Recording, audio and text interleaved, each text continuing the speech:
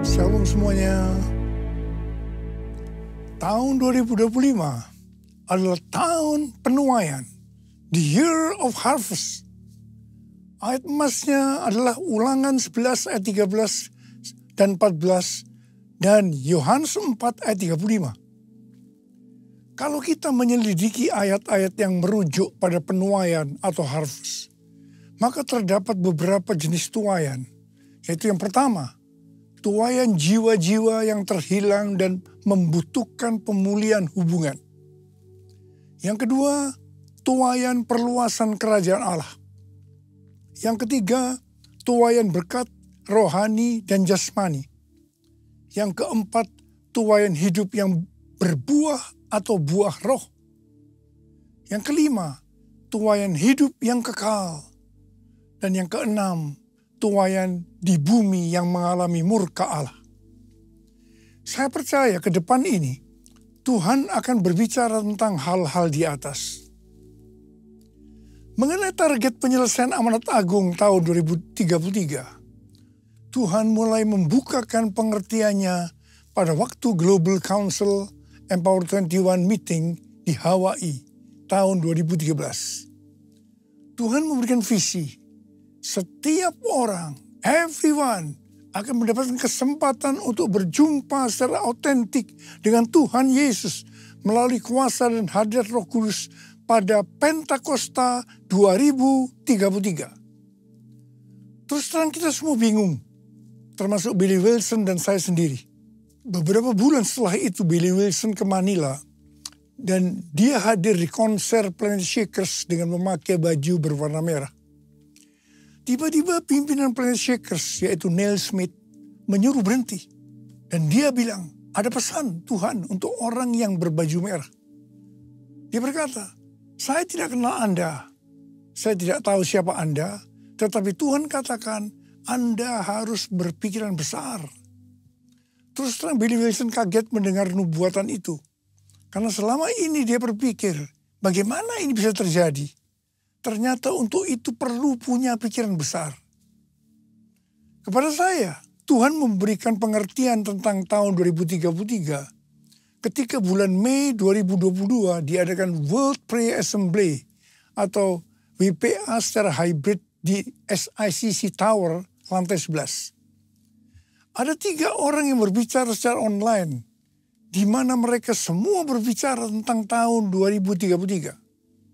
Mereka adalah Bill Wilson, aliran Pentakosta, Rick Warren dari aliran Baptis, dan Nicky Gamble dari aliran Anglican. Tiba-tiba Tuhan memberikan pengertian kepada saya. Dan saya berkata, I got it. I got it. Nah, bulan Juli 2022, yaitu 2 bulan setelah pelaksanaan BPA tadi, waktu memulai renovasi Azusa Street Prayer Tower, saya bersaksi tentang hal itu. Di situ hadir Billy Wilson, Tim Hale yang saat itu menjabat sebagai Ketua Umum Church of God. Dan mereka pun menyambut baik kesaksian tersebut. Saya percaya ini merupakan konfirmasi bagi kita. Nah, setelah itu, bulan Desember 2022, Billy Wilson dan Rick Warren mengumpulkan sekitar 26 orang pemimpin, kepala-kepala kegerakan dari kelompok-kelompok oikumene di New York untuk menyusun suatu pernyataan tentang panggilan kepada gereja sedunia untuk masuk ke dalam upaya penyelesaian amanat agung tahun 2033. Dikatakan, kita percaya bahwa dekade menjelang tahun 2033 akan menjadi dekade yang tidak pernah terjadi sebelumnya. Dan penginjilan kepada semua orang, everyone di atas bumi akan terjadi. Setelah pertemuan itu, maka bulan Juli 2023, Empower 21 mengadakan kongres di Amsterdam dengan tema Everyone. Kemudian itu dilanjutkan dengan kongres Empower 21 Everyone Asia di SICC Indonesia pada tanggal 3 sampai 5 Juli 2024 dengan tema Reaching Every Person on Earth. Hari-hari ini banyak organisasi dan aliran Kristen termasuk Katolik karismatik yang meyakini target untuk menyelesaikan amanat agung adalah tahun 2033. Ternyata kepada saya, Tuhan tidak berhenti hanya tentang penyelesaian amanat agung tahun 2033 saja. Tetapi Tuhan memberikan pengertian dari Matius 24 ayat 14. Jadi waktu murid-muridnya bertanya tentang tanda kedatangannya yang kedua dan akhir dari dunia ini, Tuhan Yesus menjawab salah satunya yang terdapat dalam Matius 24 ayat 14. Injil kerajaan ini akan diberitakan di seluruh dunia menjadi kesaksian bagi semua bangsa. Sesudah itu barulah tiba kesudahannya. Jadi setelah Injil diberitakan di seluruh dunia menjadi kesaksian bagi semua bangsa. Atau dengan kata lain, kalau amanat agung sudah selesai, sesudah itu barulah tiba kesudahannya. Tuhan Yesus datang kembali. Kata sesudah itu tidak ada seorang pun yang tahu. Bisa 1 hari, 1 bulan, 1 tahun, 5 tahun. Yang jelas tidak akan lama. Sebab Tuhan Yesus berkata, aku datang segera. Saya tidak pernah berkata Tuhan Yesus pasti datang tahun 2033. Itu tidak alkitabiah. Yang saya katakan, Tuhan Yesus bisa datang tahun 2033. Itu alkitabiah. Karena kedatangan Tuhan Yesus bisa sewaktu-waktu. Kita harus senantiasa berjaga-jaga dan berdoa. Orang yang merindukan kedatangannya pasti berjaga-jaga dan berdoa. Hosana, Hosana, datanglah Tuhan Yesus. Hosana, Hosana,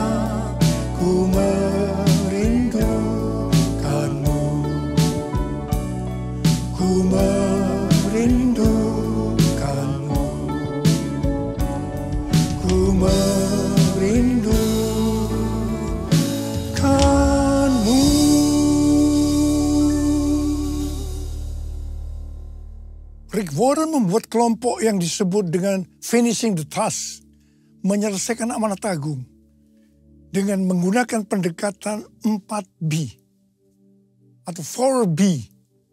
B pertama, Bibles. Jadi dikatakan kami ingin semua orang percaya di bumi memiliki akses kepada Injil yang diterjemahkan ke dalam bahasa yang ada dalam hati mereka. Jadi artinya Alkitab diterjemahkan ke semua bahasa. B yang kedua, believers.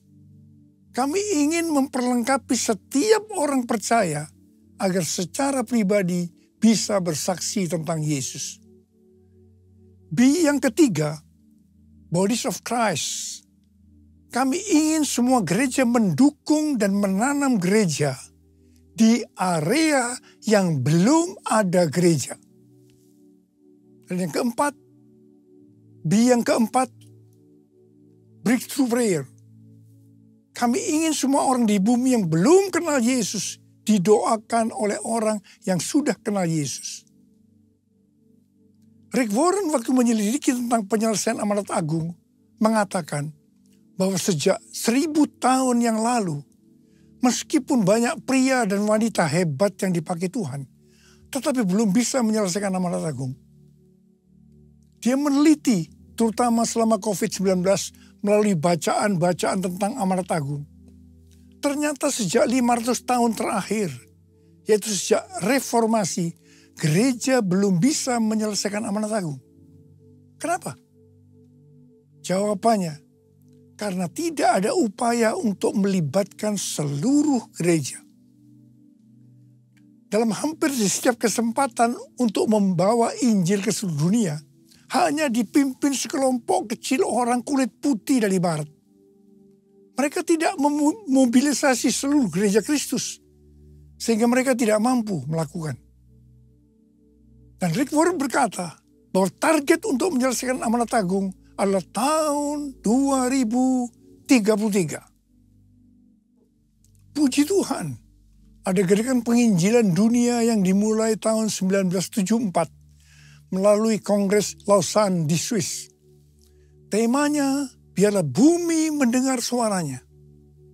Mereka menyerukan slogan seluruh gereja untuk membawa seluruh Injil ke seluruh dunia. The whole church to take the whole gospel to the whole world. Kongres perdana ini dipimpin oleh Billy Graham dan John Stott.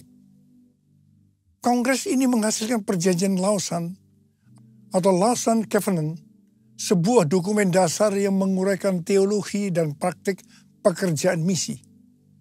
Dokumen ini secara luas dianggap sebagai misi yang paling penting yang dihasilkan di era Protestan. Dengan demikian, dokumen ini berfungsi sebagai pemersatu dan pendorong penginjilan dunia di era sesudah tahun 1974.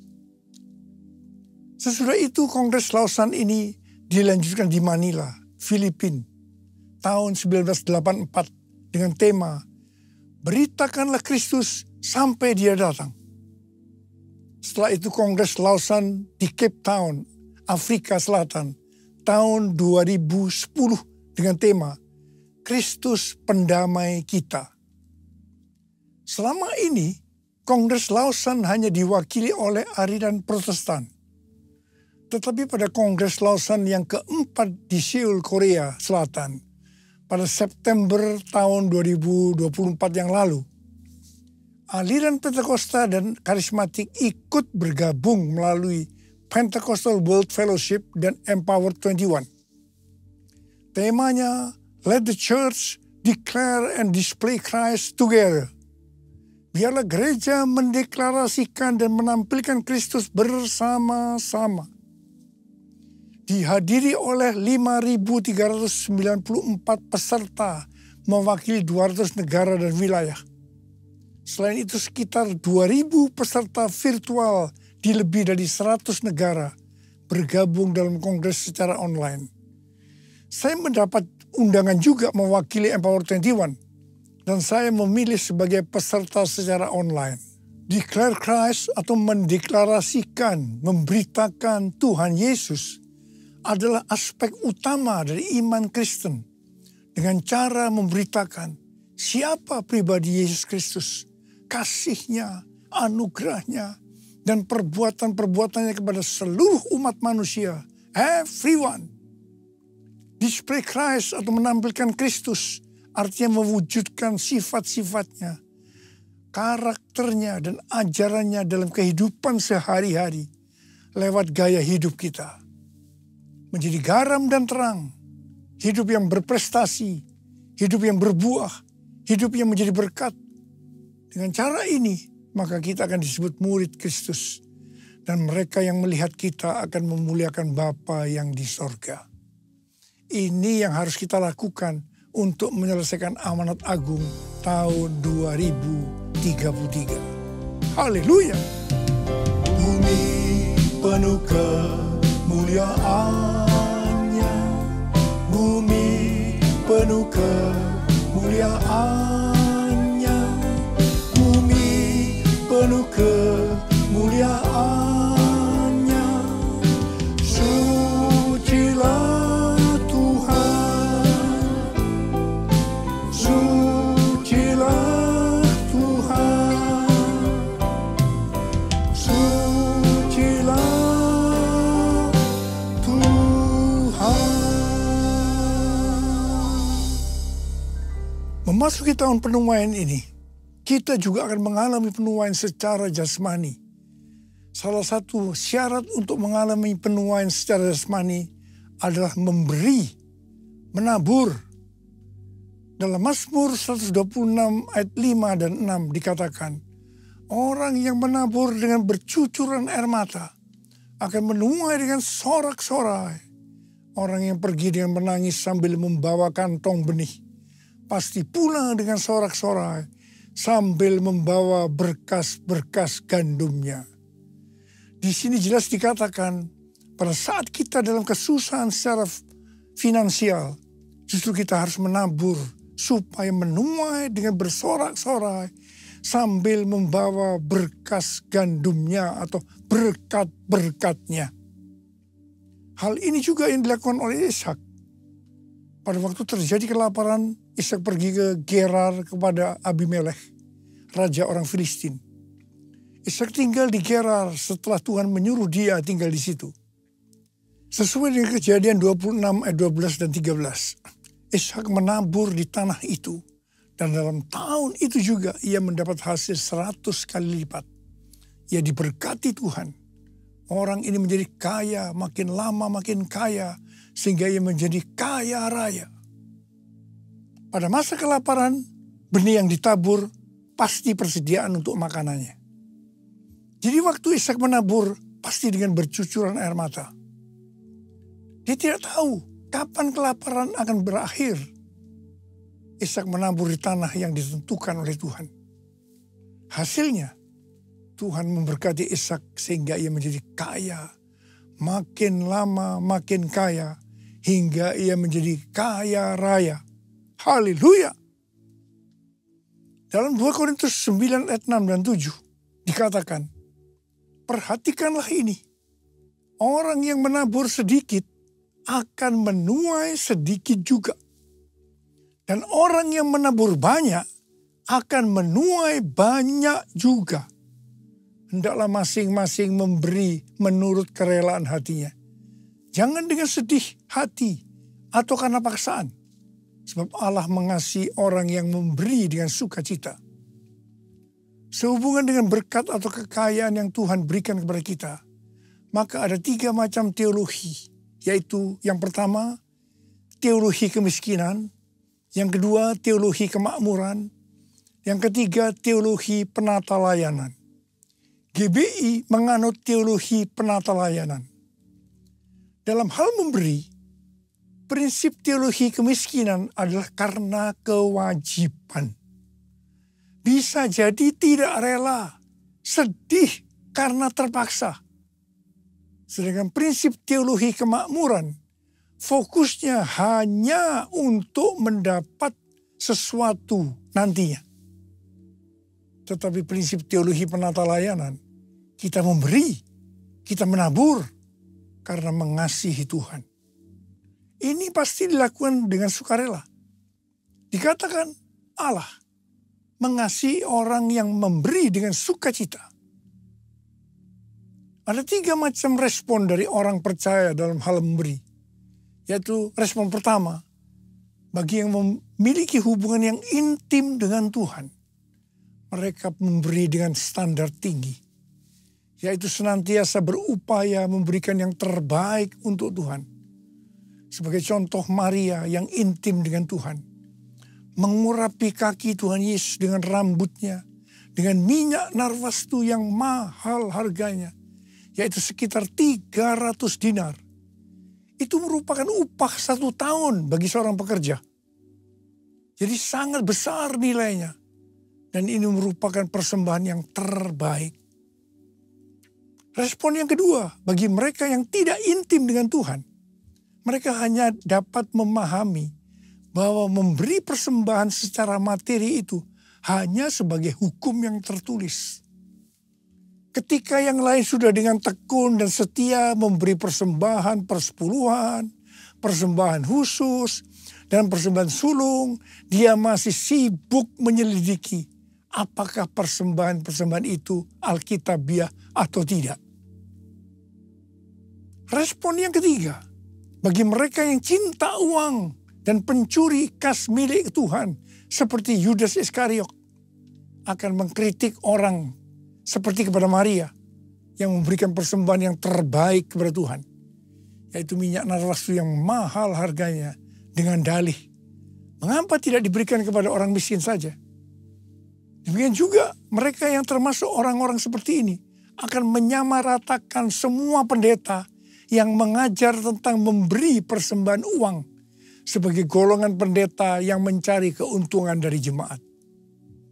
Bukan rahasia lagi bahwa cukup banyak pendeta yang takut untuk memberikan pelajaran tentang kebenaran memberi persembahan uang. Apa akibatnya? Akibatnya baik pendeta itu maupun jemaatnya gagal untuk menerima berkat yang terbaik yang Tuhan sediakan. Kesimpulannya, memberi persembahan materi dalam kemurahan hati hanya dilakukan oleh orang-orang yang hidupnya intim dengan Tuhan. Orang yang benar-benar mengasihi Tuhan. Saya berdoa agar berkat yang terbaik dari Tuhan akan kita terima dalam tahun 2025 ini. Karena kita intim dengan Tuhan. Bless the Lord, oh my soul. Oh my soul. Worship His holy name. Sing like never before.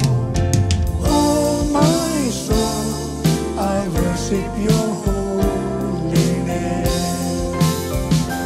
Bless the Lord, oh my soul.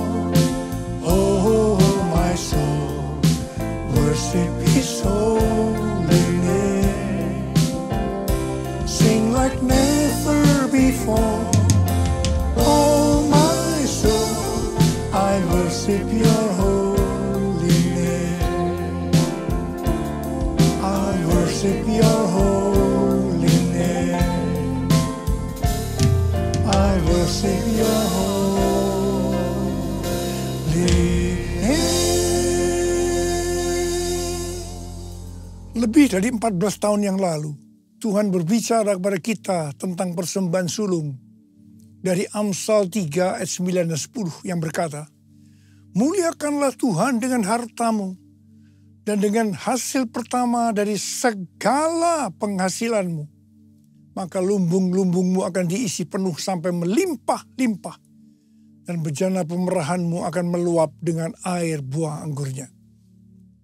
Sesuai dengan referensi dari catatan Amsal 3 ayat 9 dan 10 dari The Apologetics Study Bible dan catatan Alkitab Penuntun Hidup Berkelimpahan dari Life Application Study Bible versi Injili, maka yang dimaksudkan dengan persembahan sulung adalah hasil pertama yang merupakan hasil terbaik secara kualitas dan kuantitas. Hasil pertama dari gaji kita, bukan sisa-sisa. Persembahan sulung untuk tahun 2025 adalah seluruh penghasilan yang didapatkan pada bulan Januari 2025 yang diberikan pada bulan Februari 2025. Dalam Alkitab, Tuhan Yesus sendiri yang menyinggung tentang memberikan persembahan dari seluruh penghasilan seorang janda miskin dalam Markus 12 ayat 41 sampai dengan 44. Pada suatu kali, Yesus duduk menghadapi peti persembahan dan memperhatikan bagaimana orang banyak memasukkan uang ke dalam peti itu. Banyak orang kaya memberikan jumlah yang besar.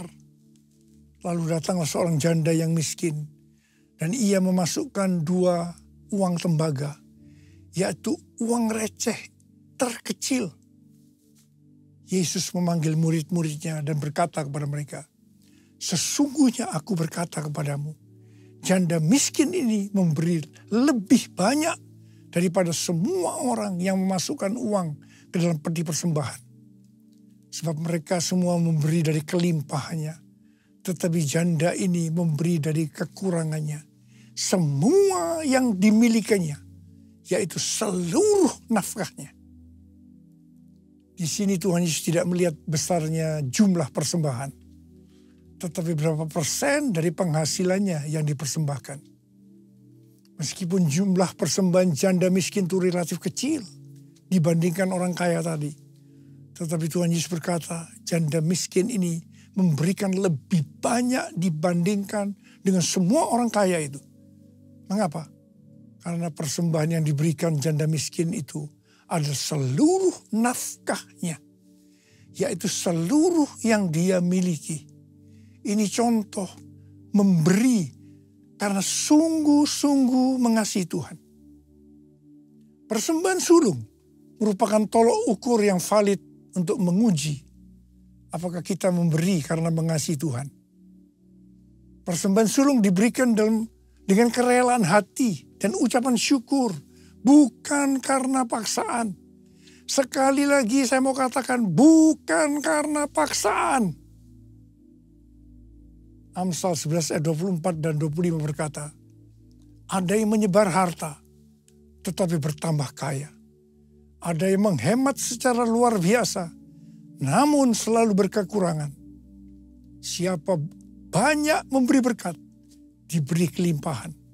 Siapa memberi minum, ia sendiri akan diberi minum. Tahun 2025 adalah tahun penuaian baik secara rohani maupun secara jasmani. Kita akan berkata bahwa tahun 2025 akan lebih baik dari tahun 2024. Kita akan mengalami berkat yang melimpah meskipun dunia mengalami kekacauan. Haleluya! Ada berapa banyak di antara saudara yang percaya bahwa tahun 2025 akan lebih baik dibanding tahun 2024? Karena kasih Tuhan selalu baru tiap pagi, selalu baru tiap minggu, selalu baru tiap bulan, selalu baru tiap tahun. Ada berapa banyak berkata, Tuhan saya percaya tahun 2025 akan lebih baik dibanding tahun 2024. Mari angkat tangan kita, katakan bersama saya. Aku percaya berkat-Mu atasku melimpah, kebajikan kemurahan selalu mengikutiku. Ku puji, ku sembah Kau Tuhan. Sekali lagi katakan, aku percaya berkat-Mu atasku melimpah, kebajikan kemurahan selalu mengikutiku. Ku puji, ku sembah Kau Tuhan. Ku puji, ku sembah Kau Tuhan. Ku puji, ku sembah Kau Yesus. Mari angkat tangan kita di hadapan Tuhan. Berbahasa roh.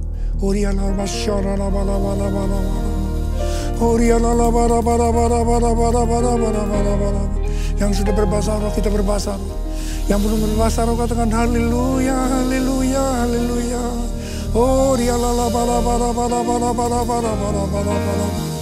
Kau berdoa buat anak-anakmu semua Tuhan. Mereka percaya, kami dengan iman berkata tahun 2025 akan lebih baik daripada tahun 2024. Terima kasih Tuhan.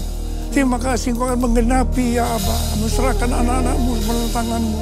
Berkati mereka, berkati mereka, berkati mereka. Mereka akan menuai dan dengan secara luar biasa berkat secara jasmani, secara materi. Dalam nama Yesus kami berdoa. Haleluya. Amin.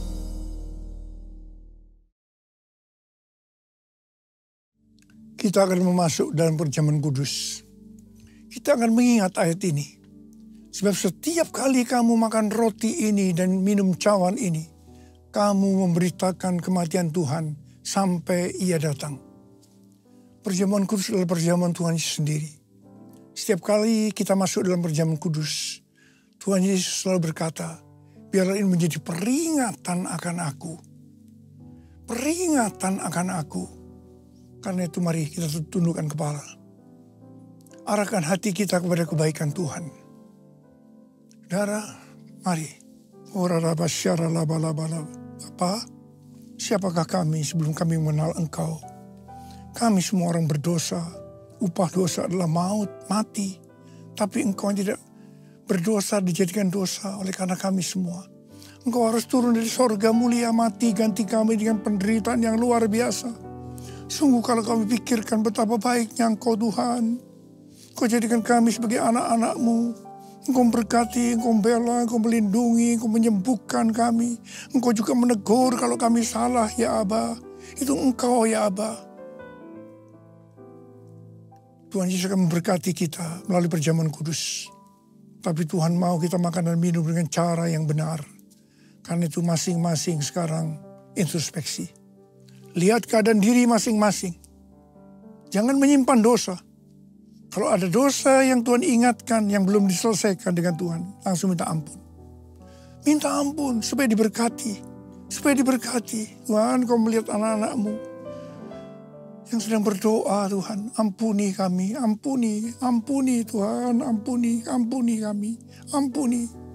Layakkan kami untuk masuk dalam perjamuan kudus. Kami akan masuk dalam perjamuan kudus dengan hati yang penuh ucapan syukur. Dalam nama Yesus kami berdoa. Amin. Sekarang, mari angkat roti di tangan kanan kita tinggi-tinggi. Sebab apa yang telah kuteruskan kepadamu telah aku terima dari Tuhan. Yaitu bahwa Tuhan Yesus pada malam waktu Ia diserahkan mengambil roti. Dan sesudah itu Ia mengucap syukur atasnya. Ia memecah-mecahkannya dan berkata, inilah tubuhku yang diserahkan bagi kamu. Perbuatlah ini menjadi peringatan akan aku. So yang dikasih Tuhan, bukankah roti yang kita pecah-pecahkan ini adalah persekutuan kita dengan tubuh Kristus. Mari kita makan dalam nama Yesus.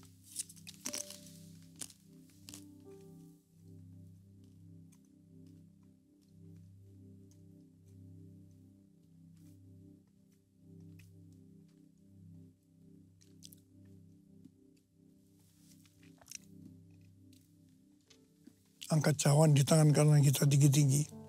Demikian juga yang mengambil cawan sesudah makan lalu berkata, cawan ini adalah perjanjian baru yang dimeteraikan oleh darahku. Perbuatlah ini setiap kali kamu meminumnya menjadi peringatan akan aku. Saudara kasih Tuhan, bukankah cawan pengucapan syukur yang atasnya kita ucapkan syukur adalah persekutuan kita dengan darah Yesus. Mari kita minum dalam nama Yesus.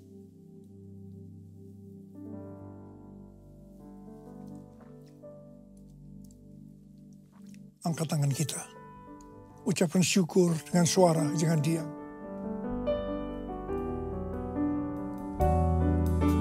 Tuhan terima kasih ya Tuhan, terima kasih. Terima kasih ya Tuhan, terima kasih. Bapa terima kasih. Terima kasih, terima kasih. Angkat tangan saudara. Tuhan, Kau melihat anak-anak-Mu sedang mengangkat tangan. Engkau saat ini sedang menyembuhkan yang sakit, Kau sedang membebaskan yang terikat, Kau menghibur yang susah, Kau menguatkan yang lemah, memberikan pengharapan-pengharapan yang baru bagi yang datang negara putus pengharapan. Tuhan Yesus, Engkau baik, Engkau baik dan sangat baik kepada kami semua. Bapa, terima kasih. Terima kasih ya Tuhan, terima kasih, terima kasih, terima kasih. Tuhan, terima kasih Tuhan. Urapi kami, terima pengurapan Tuhan. Terima. Terima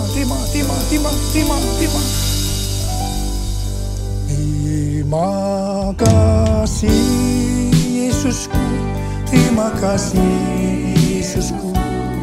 Puji syukur hanya bagi Tuhanku. Terima kasih Yesusku, terima kasih Yesusku.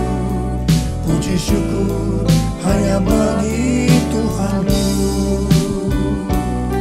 Puji syukur hanya bagi Tuhanku. Puji syukur hanya bagi Tuhanku.